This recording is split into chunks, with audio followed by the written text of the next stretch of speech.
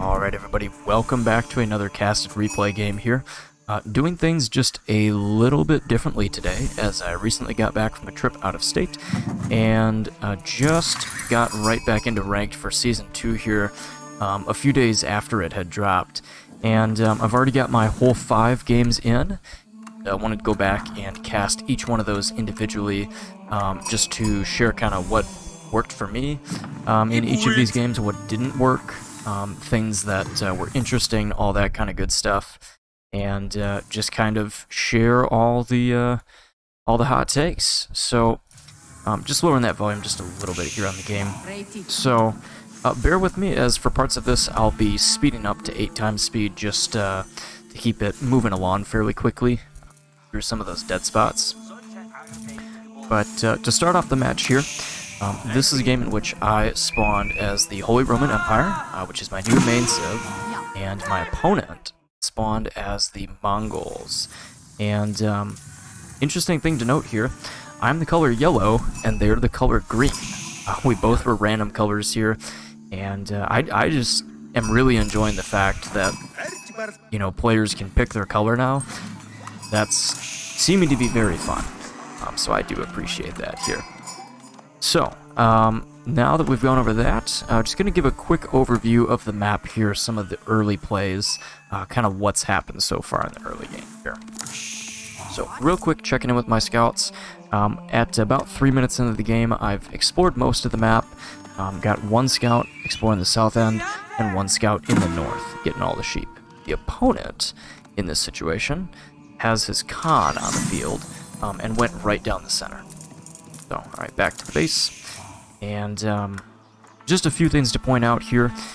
One thing I've been really enjoying with the Holy Roman Empire has been gathering all the sheep next to the town center, and you know, getting an Aachen chapel up right next to that with the gold mine, and also deer hunting. You know, professional scouts has been really interesting, and just gathering from deer anyway is generally a safe bet. I really try to hold off on those farm transitions because that wood is very valuable for houses and especially towers, so that I can gather up all the relics. My opponent in this situation, as you can see, you know, he's focused heavily on wood and the gold mine there, and a little bit of food gathering as well, as you can see there. And what he had done, which I thought was interesting, is this Uvu, just a little bit forward on the front line along with the silver tree, kind of inching his base out closer to that sacred site, which you'll see kind of what happened with that in a minute here. It got pretty interesting. So, a couple other quick things to note here.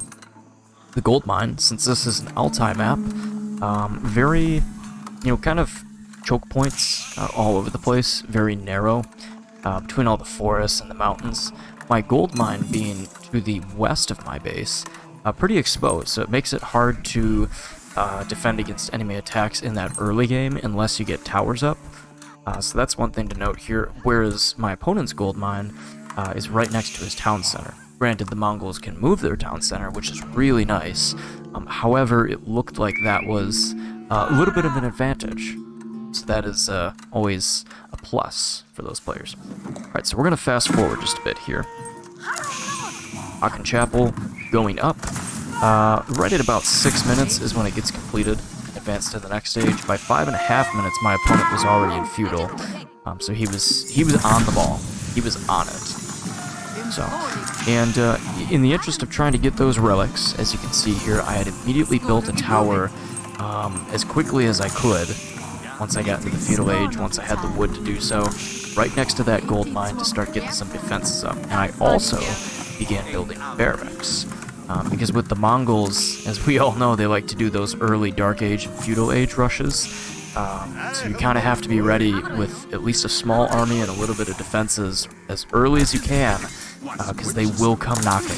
So that was one thing I was really conscious of, was the need to protect myself from any sort of threat that would come to me. So, and you're seeing here, you know, the scouts are moving around the map. There's some attack pings here and there as either scouts are going down, stealing sheep, or just minor skirmishes and things like that. So, I'm going to slow it down here. At this point in the game, I had a small army of 13 soldiers, it looks like, that had advanced into the Stealth Forest in the center of the map.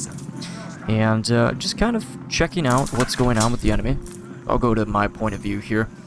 I knew they had a silver tree, a couple archery ranges, the Ubu, blacksmith, things like that. They're just kind of getting up in their territory. And as you can see here, one of my scouts was found out in the Stealth Forest. The Magnudai and the Khan, they were pretty early getting out in the field, putting the hurt down, killing scouts, things like that, kind of scouting out my base. So that was definitely a very early play, a good play by my opponent here. And as we're looking at his point of view, you know, he working with relatively few structures, but a lot of traders, you know, that trade income.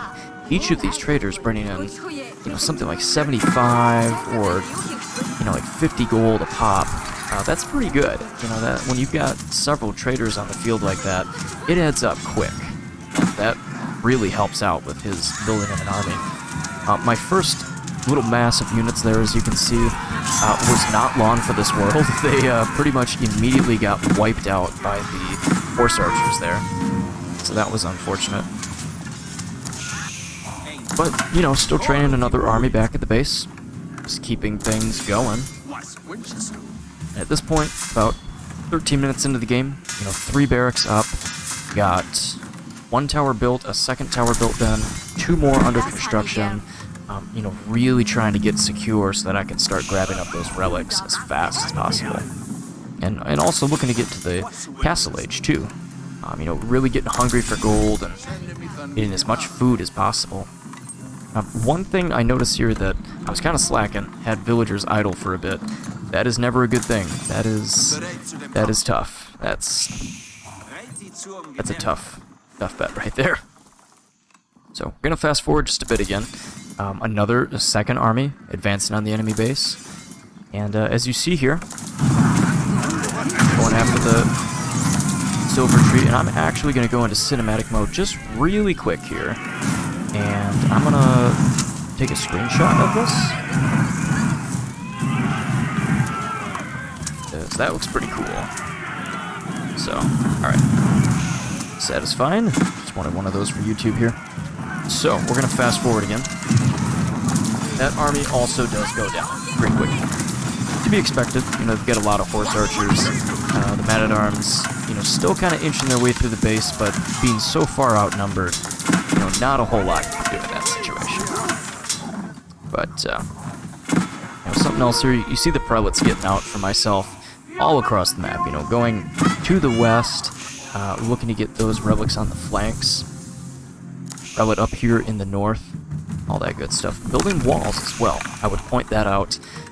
One thing I really like to do on all-time maps is wall off on the southernmost portions so that there's no sneak attacks coming through. It gives me the chance to focus more on the front line and respond accordingly if they try a sneak attack. I've found that works really, really well, just a word otherwise.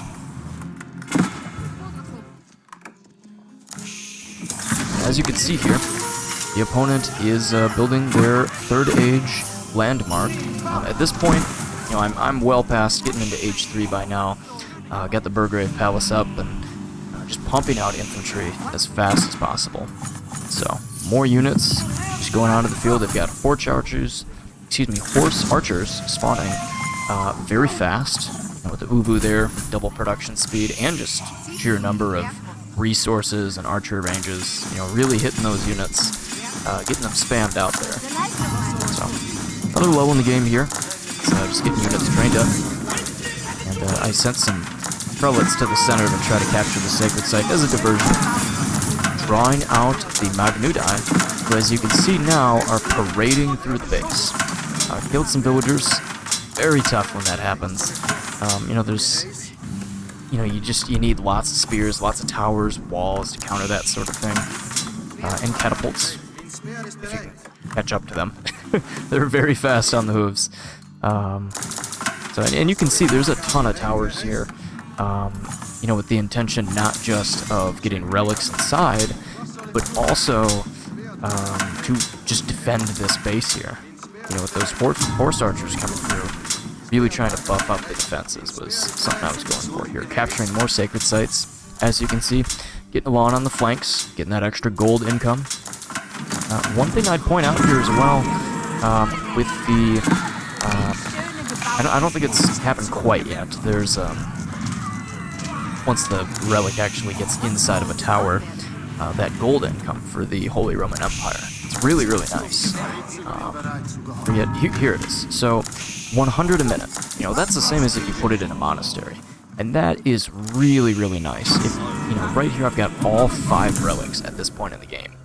And that extra gold income, that is huge. You know, in addition to sacred sites, you know, whether it's 1 or the 2 that I had, you know, that's a lot of gold.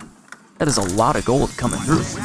That allows you to just rush out siege units, blacksmith upgrades, anything like that. It just gives you such an edge in battle. So that's one thing that, you know, for anyone that's kind of still learning the Civ, you know, the best thing you could do is really just rush infantry and get that gold income. So it was a little bit late getting the upgrades started here. That was kind of an oof. You know, waiting until almost a half hour in to even build my first blacksmith. That's pretty atrocious, actually. So don't want to make that mistake again. However, having 3 blacksmiths, researching technologies 3 times as fast, really nice. Having the gold to do it, thanks to those relics and sacred sites. So that was helping. Got some walls built up here on the front line. Kind of help funnel the enemy into a little bit more of a narrow choke point, which was advantageous for me. So a huge army getting built up here as well. As you can see, almost 100 troops, you know, getting into the 80s and stuff like that. You know, really pumping out the infantry was helping out. So that was quite interesting. You know, another little lull of the game here before the late game, just producing armies, things like that. The opponent was getting trebuchets out onto the field. That's where the hurt starts to come down, because if they get those traction trebuchets within range of the Burgrave Palace or the town center, for example, you know, your arrows aren't going to be doing anything. You know, you need infantry, and if they've got horse archers to cancel out those infantry, since they're so powerful, that can put the hurt down pretty quick. So you got to find ways to counter that. You know, defensive play is really important against the Mongols. So, and at this point in the game, my army here of exactly 100 troops is marching on. Battle begins. So I'm going to just slow this down once more. I just want one more screenshot. So, just want something interesting. Okay. Alright, I'm satisfied with screenshots. So, you know, the army just advancing, and at this point I could see that he had trebuchets. So I said, alright, we gotta focus down the trebs, because the horse archers, I can deal with if they make a second charge, but the trebuchets, if I don't take those out now, it's probably game. So, immediately I, you know, rushing those down, charging the units after that one. Getting close to blowing up. There we go. Blowing up 1 trebuchet. Blowing up a second in a minute here. And going for the 3rd that was already damaged. You know, and they've got 2 more in the back line there. And just throwing infantry, hurling at them.